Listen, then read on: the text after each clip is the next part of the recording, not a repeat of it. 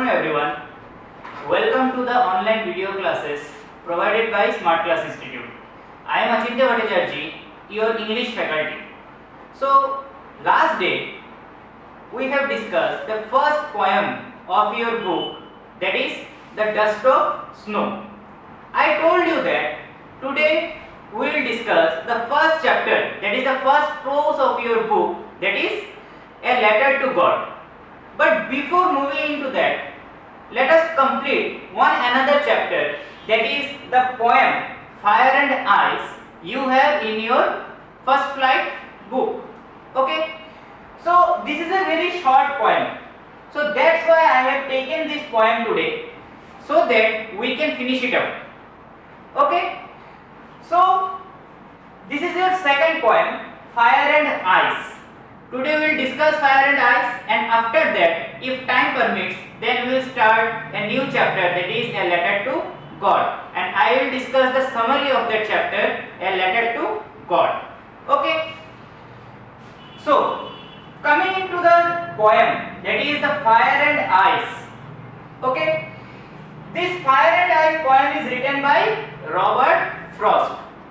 Last day we have seen that the dust of snow, what we had read last day, the poem Dust of Snow was also written by the poet Robert Frost. Okay, so today this poem is also written by Robert Frost, and this is also a metaphoric poem. Okay, now what is metaphoric poem? Let us discuss.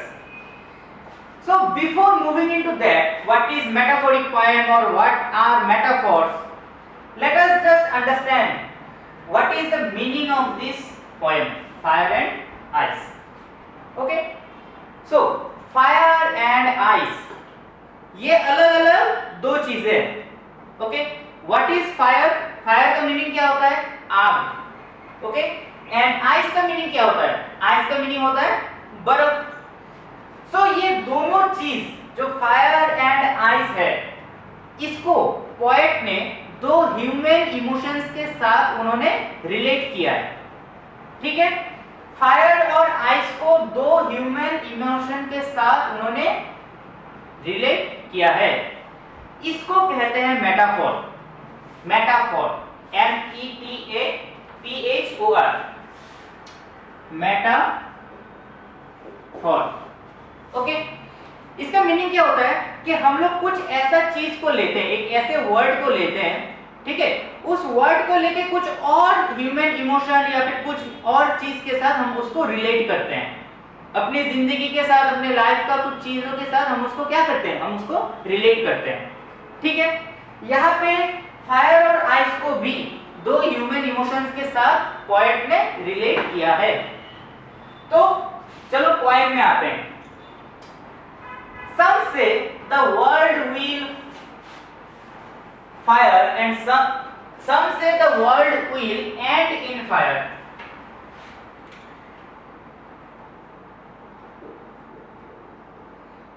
Some say the world will end in fire and some say in ice. Okay, तो क्या बोलना चाह रहे हैं poet? Poet यहाँ पे बोलना चाह रहे हैं कि दो तरीके के लोग हैं, दो ग्रुप ऑफ पीपल है. जो एक ग्रुप ऑफ पीपल क्या मानते हैं? मानते हैं कि जो ये वर्ल्ड है, जो ये पृथ्वी है, वो किसकी वजह से खत्म हो जाएगा? वो आग की वजह से खत्म हो जाएगा. आग मीन टेम्परेचर. ओके, इतना ज्यादा टेम्परेचर उसका हाई हो जाएगा कि वो पृथ्वी में जो लाइवलीहुड है, जो लाइफ है, वो क्या होगा? वो खत्म हो जाएगा. ठीक है, और सम से इन आइस, और कुछ आदमियों का मानना है, एक ग्रुप ऑफ पीपल का मानना है कि वो जो ये जो पृथ्वी है, वो किसकी वजह से खत्म हो जाएगा? आइस, यानी कि बर्फ की वजह से. बर्फ की वजह से मींस इतना ठंडा बढ़ जाएगा कि इस पृथ्वी में जो लाइफ है, वो लाइफ रहने के लायक नहीं रहेगा, and the earth will and. ठीक है, from what I have tested of desire I hold with those who favour fire. अब इस दो लाइन में पोएट का जो उनका वक्तव्य है, वो जो बोलना चाहते हैं, उन्होंने किसके तरफ उन्होंने फेवर किया है? उन्होंने फायर को फेवर किया है. ठीक है, मीन्स जो लोग ये सोचते हैं कि जो ये वर्ल्ड है, जो ये अर्थ है, वो किसकी वजह से खत्म हो जाएगा? आग की वजह से, यानी कि टेम्परेचर बढ़ ज्यादा इंक्रीज होने की वजह से। उन लोगों के साथ ये जो पोएट है वो क्या करते हैं? वो सहमति रखते हैं। लेकिन यहाँ पे जो मेन ऑब्जेक्ट है, जो फायर यहाँ पे जो यूज किया गया है, वो फायर एक्चुअली में वो टेम्परेचर नहीं है। जो पहले तुम लोगों को बताया था, वो एक्चुअली में क्या है? इस फायर को पोएट ने एक ह्यूमन इमोशन के साथ उन्होंने क्या किया है? उन्होंने रिलेट किया है। और वो ह्यूमन इमोशन क्या है? That human emotion is desire. Okay, desire क्या होता है? डिजायर का मतलब होता है वांट, ओके, नीड। इसको हम लोग एक्चुअल नीड, जैसे हम लोग का बेसिक जो नीड है वो नहीं कहेंगे, इसको हम लोग कहेंगे कुछ पाने की चाहत में हम लोग बहुत ज्यादा हम लोग क्या करते हैं? लाइन क्रॉस कर जाते हैं। ठीक है, that is the actual meaning of what? That is the actual meaning of desire. हम लोग यहाँ पे ग्रीड भी बोल सकते हैं, ग्रीड भी बोल सकते हैं डिजायर को। जैसे मान लो, जैसे अगर कोई वार होता है, कोई युद्ध होता है, जैसे वर्ल्ड वॉर 2, वर्ल्ड वॉर 1 ऐसा हुआ था, वो किसके लिए हुआ था? वो पावर गेन करने के लिए हुआ था। एक कंट्री दूसरे कंट्री के साथ क्यों वार करता है? ताकि वो दूसरे कंट्री के ऊपर अपना जो डोमिनेंस है वो साबित कर सके। ठीक है, वो और ज्यादा क्या हो जाए? वो और ज्यादा पावरफुल हो जाए। ठीक है, तो डिजायर, ये जो फायर है, वेरी वेरी इंपॉर्टेंट, ये जो फायर है, इस फायर वर्ड को उन्होंने ह्यूमन डिजायर के साथ उन्होंने क्या किया है? रिलेट किया है। ये डिजायर किसी के लिए भी हो सकता है, डिजायर पावर के लिए भी हो सकता है, मनी के लिए भी हो सकता है, लव के लिए भी हो सकता है, कुछ भी के लिए ये डिजायर हो सकता है। इसका मतलब from what I have tested of desire, poet ने जितना अपने लाइफ में देखा है, जितना उन्होंने लाइफ में दूसरे लोगों को देखा है, उनको ये लगता है कि आदमियों का, ह्यूमन बीइंग्स का जो ये डिजायरनेस है, ठीक है, उनका जो ये कुछ पाने का जो इतना ज्यादा चाहत है, जितना पाओ उतना होता नहीं है उन लोगों को, उनका और ज्यादा ग्रीडीनेस क्या होता है? उनका और ज्यादा ग्रीडीनेस उनका इंक्रीज होते जा रहा है। ठीक है, उस चीज को वो फायर के साथ कंपेयर कर रहे हैं। ठीक है, और वो ये मानते हैं कि जो इंसान ये सोचते हैं that some say the world will end in fire, वो लोग सही सोचते हैं, क्योंकि ये डिजायर एक दिन इतना ज्यादा हो जाएगा, ठीक है, ये ग्रीड एक दिन इतना ज्यादा बढ़ जाएगा कि हम लोग एक दूसरे के क्या बन जाएंगे? एक दूसरे के एनिमी बन जाएंगे। ठीक है, और इसी तरीके से इतना ज्यादा वार्स होगा, ठीक है, ताकि वो अर्थ जो है, अर्थ में जो लाइफ है, वो एक दूसरे को मारेंगे। ठीक है, और ये लाइफ एक ना एक दिन खत्म हो जाएगा। ठीक है, so this is the meaning of your first stanza. Okay, some say the world will end in fire, some say in ice. From what I have tasted of desire, I hold with those who favor fire. Fire को किसके साथ? Dzire के साथ। Important है। ठीक है, अब last में देखो, ये जो ice, fire and ice, okay, ice को अब उन्होंने किसके साथ रिलेट किया है, ये हम लोग अभी देखेंगे। नेक्स्ट स्टेंजा में वो ये बोल रहे हैं, but if it had to perish twice, यहाँ पे ईट का मीनिंग, ईट को किसके साथ रिलेट किया गया है? ईट को रिलेट किया गया है अर्थ के साथ, ईट को रिलेट किया गया है अर्थ के साथ। Okay, but if it had to perish twice, perish का मतलब क्या है? पेरिश का मतलब है डाई। ठीक है, अर्थ का डाई मतलब, डाई मीन्स यहाँ पे क्या हुआ? अर्थ का विनाश। ठीक है, but if it had to perish twice, अगर अर्थ को दोबारा विनाश करना पड़ा, अर्थ को दोबारा खत्म करना पड़ा, तो क्या होगा? देखो, I think I know enough of hate, I think I know enough of hate to say that for destruction ice is also great. तो इसका मीनिंग क्या है? ये जो आइस है, ओके, इसको किसके साथ रिलेट किया गया है? इसको रिलेट किया गया है हेट के साथ, ठीक है।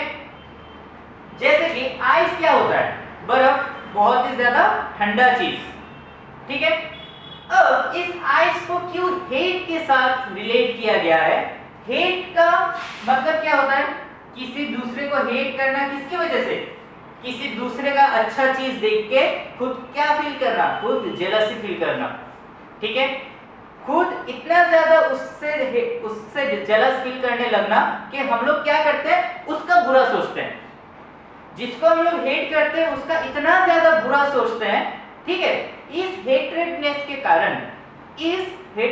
के कारण हम उसका बुरा चाहने के साथ साथ हम लोग कभी कभी उसका बुरा कर भी देते हैं, ठीक है।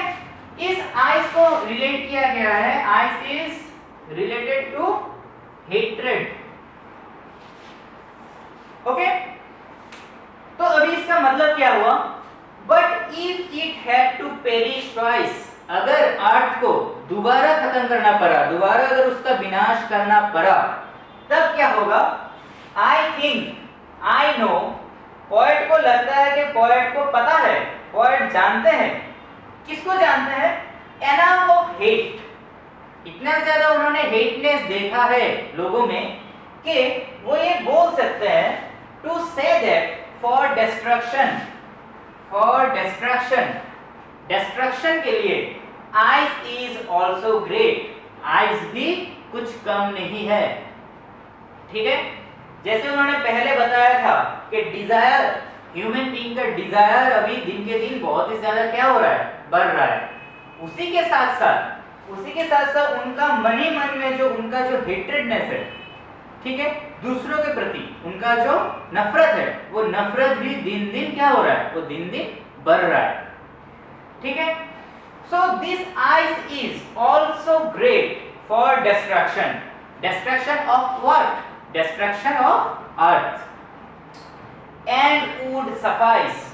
सफाइस का मतलब क्या है? सफाइस मतलब सफिशिएंट, सफाइस मतलब sufficient, okay, means this hatredness is also sufficient, is also great and also sufficient for the destruction of the earth, okay। so मैंने जो पहले बताया था मेटाफोर का मतलब क्या हुआ? इसमें देखो दो मेटाफोर्स यूज किए गए हैं इस पोएम में। कौन सा? Fire and ice. इस फायर से उन्होंने किसको रिलेट किया है? फायर के साथ उन्होंने रिलेट किया है डिजायर को, और आइस के साथ उन्होंने रिलेट किया है हेट को, ठीक है, हेट्रेडनेस को, ओके।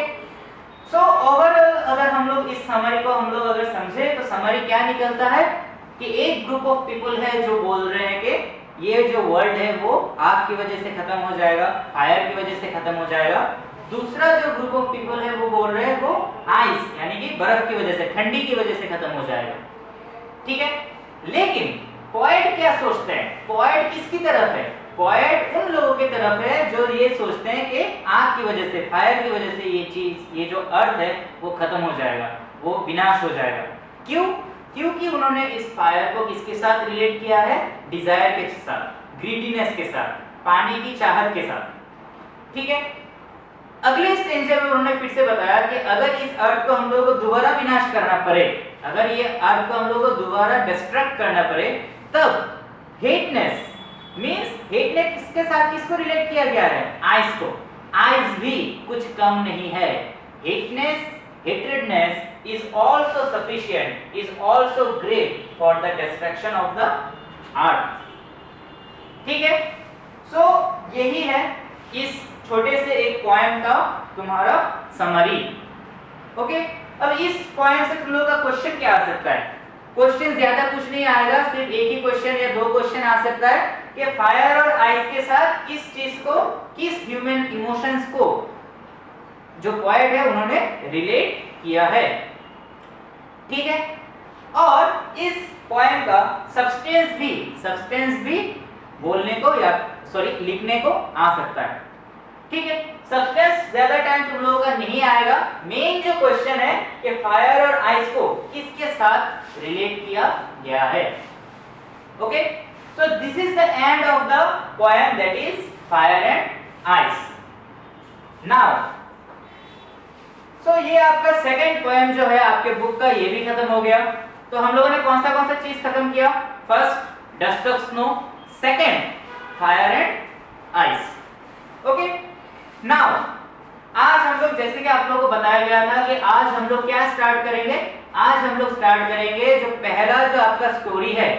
पहला जो स्टोरी कौन सा है? A letter to God. Okay, so we will start the story that is a letter to God and we will discuss the summary of the story.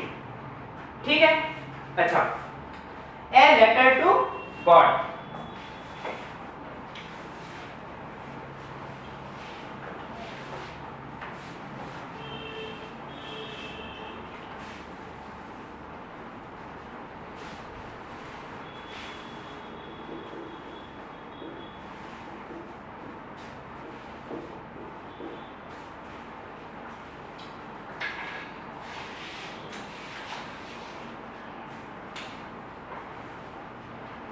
Okay, देखो, ए लेटर टू गॉड, इसमें इस story में क्या बोला गया है? इस story में एक farmer, there was a farmer and his name was Lencho. ठीक है, ये उसका कहानी है, लैंचो का कहानी है। लैंचो कौन था? लैंचो was a farmer. Okay, लैंचो was a farmer. ठीक है, अब before coming to the story, let us understand the title of the story, that is a letter to God. Okay, letter to God, इससे हम लोग को क्या समझ में आता है कि गॉड के पास किसी ने कोई क्या लिखा है? किसी ने कोई चिट्ठी लिखा है। ठीक है, गॉड के पास किसी ने एक चिट्ठी लिखा है। सो ये स्टोरी पढ़ने के बाद या फिर इस स्टोरी को पढ़ने के पहले ही हम लोग को लग सकता है कि ये कैसा स्टोरी है। ठीक है, कोई कैसे किसी गॉड को, ठीक है, कोई कैसे किसी गॉड को एक लेटर लिख सकता है। ठीक है, लेकिन इस टाइटल से हम लोग को एक चीज समझ में आ रहा है, वो क्या है? From this title we can understand one thing, that is one human being. Okay, who was the human being? The human being was Lancho, the main character of the story. Lancho के पास क्या था? Lancho के पास सबसे ज्यादा जो चीज था वो था विश्वास, faith. Faith upon whom? किसके ऊपर? Faith on God. Faith on God. ठीक है? So आज हम लोग इस ये जो आप लोगों का जो स्टोरी है, इसका सिर्फ थोड़ा सा छोटा सा समरी मैं बोल रहा हूं आपको। ठीक है, अगले दिन हम इस स्टोरी को लाइन बाय लाइन समझेंगे। ठीक है, क्या होता है इस स्टोरी में? लैंचो होता है जो एक फार्मर है। ठीक है, वो क्या कर रहा होता है? वो अपना कॉर्नफील्ड वो कल्टीवेट कर रहा होता है। तभी क्या होता है? तभी एक बहुत ही जबरदस्त एक हेल स्टॉर्म आता है, तूफान आता है, हेल स्टॉर्म आता है, जिसकी वजह से उसका जितना कॉर्नफील्ड है, उसका जितना क्रॉप्स है, वो सारे के सारे क्रॉप्स क्या होते हैं? डिस्ट्रॉय हो जाते हैं। ठीक है, और उसी डिस्ट्रक्शन के बाद लैंचो, उसी डिस्ट्रक्शन के बाद वो अपनी फैमिली को बचाए रखने के लिए, अपना फिर से कल्टीवेशन करने के लिए उसको पैसा चाहिए होता है, और वही पैसा उसको कहां से मिलता है?